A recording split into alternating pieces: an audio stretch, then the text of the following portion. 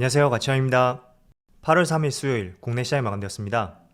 자, 오늘 코스피 시장 흐름을 보면 오전 9시부터 오전 10시까지 이때는 변동성이 조금은 크게 나왔어요. 그런데 계속 우상향 흐름을 보여주었고 또 동시호가에도 많은 매수세가 들어왔습니다. 그래서 종가가 최고가에서 마무리되었고, 참 최근에 시장을 보면 우리가 조금은 껄끄럽게 생각했던 많은 악재들, 그런 것들이 나온다고 하더라도 시장이 이겨내면서 상승하는 것 같은 그런 느낌이 생기는 것 같더라고요. 오늘도 마찬가지였죠. 자, 그리고 코스닥을 보면 코스닥은 무려 1.37%의 상승이 나왔고 거의 종가가 최고가에서 마무리되었습니다. 자, 이어서 시가총액 상위 종목들을 보면 오늘은 2차전지 관련주가 정말 강한 모습이 나왔어요. 첫 번째로 LG에너지솔루션, LG화학, 그리고 삼성 SDI 모두 강세 흐름이 이어졌고, 그리고 인터넷 기업인 네이버하고 카카오, 이쪽도 생각보다 많은 상승이 나왔습니다. 그리고 그 외의 종목들은 그렇게 큰 움직임은 나오지 않았던 것 같고요. 그리고 코스닥은 게임주, 카카오 게임즈가 무려 14% 급등이 나왔고 2분기 실적이 정말로 잘 나왔었죠.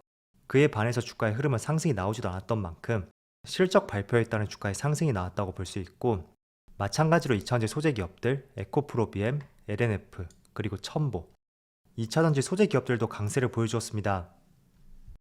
자, 그리고 코스피의 수급을 보면 오늘도 외국인이 5천억 규모의 순매수가 들어왔어요.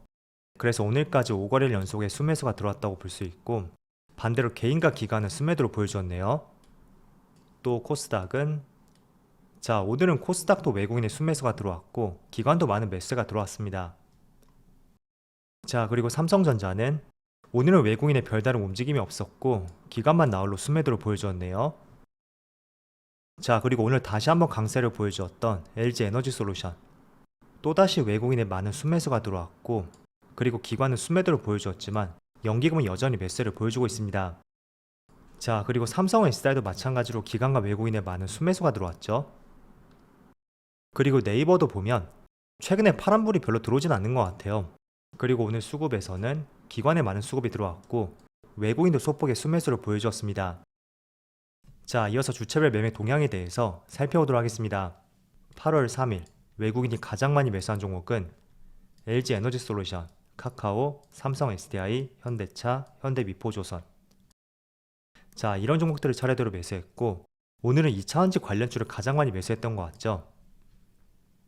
그리고 기관은 네이버, 카카오, 에코프로비엠, LNF, 에코프로, 이런 종목들을 매수했고 가장 많이 매수했던 것이 인터넷 기업들, 그리고 2차전지 소재 기업들, 이렇게 매수를 했네요.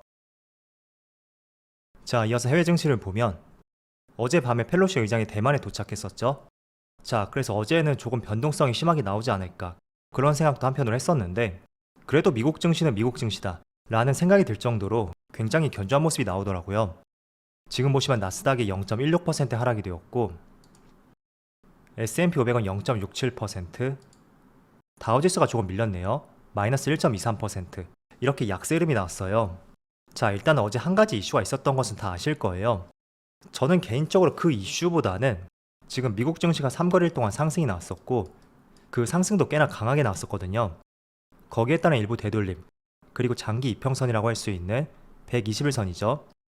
61선에서 121선까지 다이렉트로 올라왔던 만큼 거기에 따른 피로감이 미중 갈등으로 인한 일부 매물이 나왔을 가능성이 있다, 그렇게 이해를 해보는 것이 좋을 것 같습니다.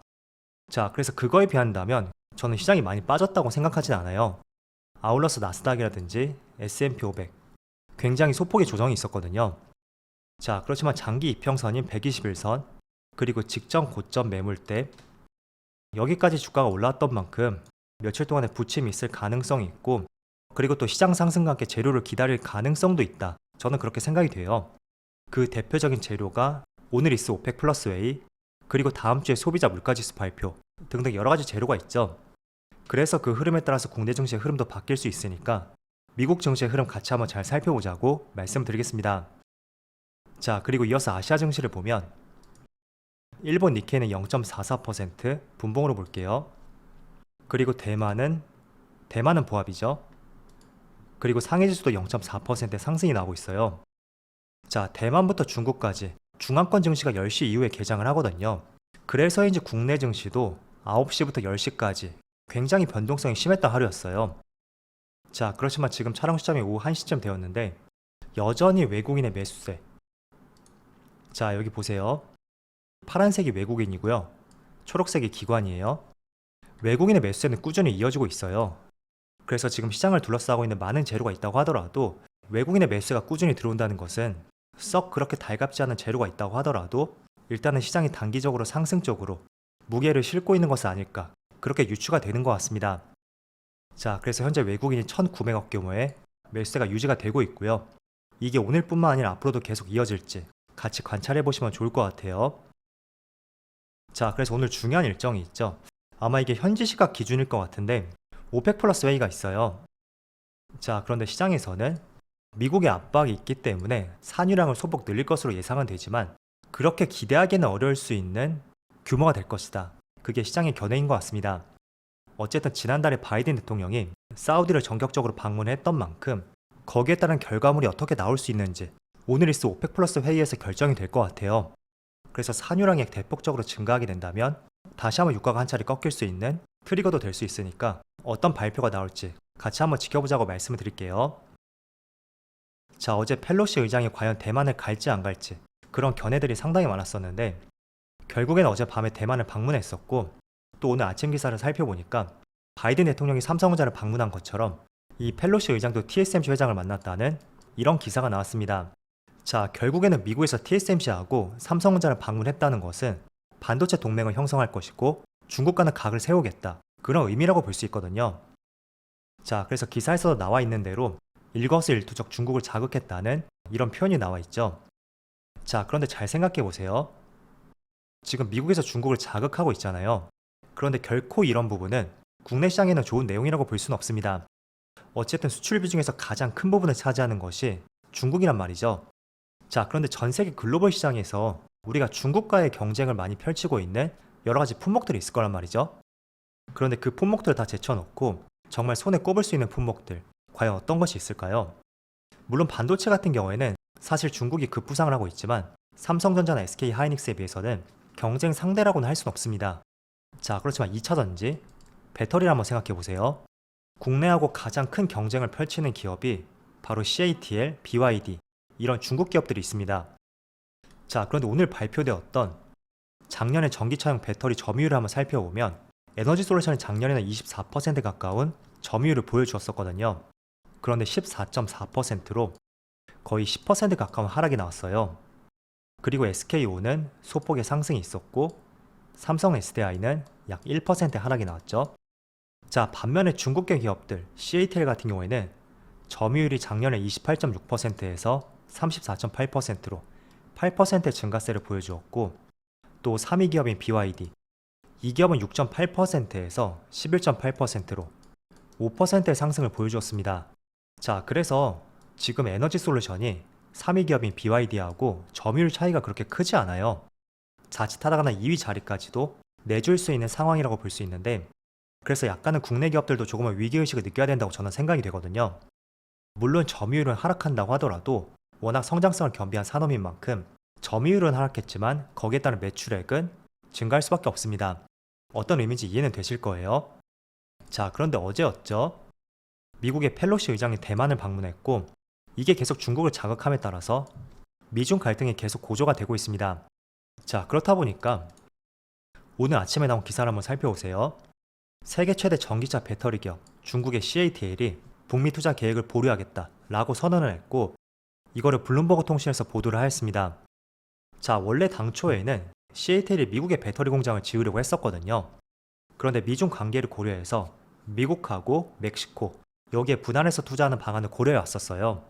자, 그런데 이번 사태를 통해서 북미 투자의 계획을 보류하겠다 이런 발표를 했었던 만큼 당연히 북미에 많은 투자를 하고 있는 국내 배터리 3사들, 특히 에너지솔루션 그리고 낙수효과로서 2차전지 소재 기업들까지 어쩌면 미중 갈등이 좋은 재료가 될 수 있다, 그렇게 볼 수 있습니다. 자, 잘 생각해 보세요. 경쟁사인 CATL이 북미에서 투자 계획을 보류했다 라는 것은 당연히 국내 기업들 쪽으로 배터리에 대한 매력도가 증가할 수밖에 없고 또 이렇게 중국과의 갈등을 펼침에 따라서 미국 입장에서도 많은 중국계 기업들의 여러 가지 고민들을 많이 할 수밖에 없겠죠. 대표적으로 반도체 같은 경우에도 보면 오늘 나온 기사도 보니까 중국의 자국산 낸드 장비 출하를 미국에서 제한을 검토 중이다. 이런 발표도 있었습니다. 자, 그래서 미중과의 갈등이 고조되면 고조될수록 어쩌면 세계시장에서 중국과의 치열한 경쟁을 하고 있는 여러 가지 품목들, 그 중에서도 2차전지 배터리 셀 기업들, 자, 이런 기업들은 우리가 반사 수혜를 볼 가능성이 충분히 높아질 수가 있겠죠. 자, 그래서 오늘도 보면, 자, 물론 오전장에는 크게 흔들리는 모습이 나왔었지만 지금 오후장으로 갈수록 계속 힘을 내고 있어요. 그렇지만 2차전지 기업들 오전장부터 계속 견저한 모습이 나왔었고, 자, 여기 보세요. 에너지솔루션이 4%, 삼성 SDI가 2%, 그리고 SK이노베이션도 2.5%, LNF 3%, 2차전지와 관련된 모든 종목들이 지금 빨간불을 보여주고 있습니다. 물론 자동차 관련주도 강세를 보여주고 있고, 또 2차전지 관련주하고 조금은 연관성이 있는 폐배터리 관련주들, 이쪽 업종들도 굉장히 강세를 보여주고 있어요. 자, 그래서 지금 세계 시장에서 가장 성장성이 두드러지는 산업 중에 하나가 2차전지이고, 또 국내 기업이 중국과의 치열한 경쟁을 펼치고 있는 대표적인 산업이 2차전지인 만큼 어쩌면 미중 갈등이 기업들의 매력도와 선호도가 올라갈 가능성도 있겠죠. 자, 그래서 오늘 발표되었던 22년 점유율이 축소된 것은 조금은 껄끄러울 수는 있지만 이런 부분들이 계기가 되어서 다시 점유율을 끌어올릴 수 있는 하나의 좋은 재료가 되었으면 좋겠네요. 자, 그래도 오전장이나 시장이 불안불안했었는데 그래도 나름대로 계속 꾸준한 상승을 보여주었던 것 같아요. 그래서 이런 흐름이 앞으로도 꾸준히 이어지기를 기대해 보고요. 또 미중 갈등이 단기적인 이슈로 끝날 수 있다면 좋겠네요. 자, 그럼 오늘 영상 여기서 마치도록 하고요. 언제나 여러분들의 성공 투자를 기원하도록 하겠습니다. 감사합니다.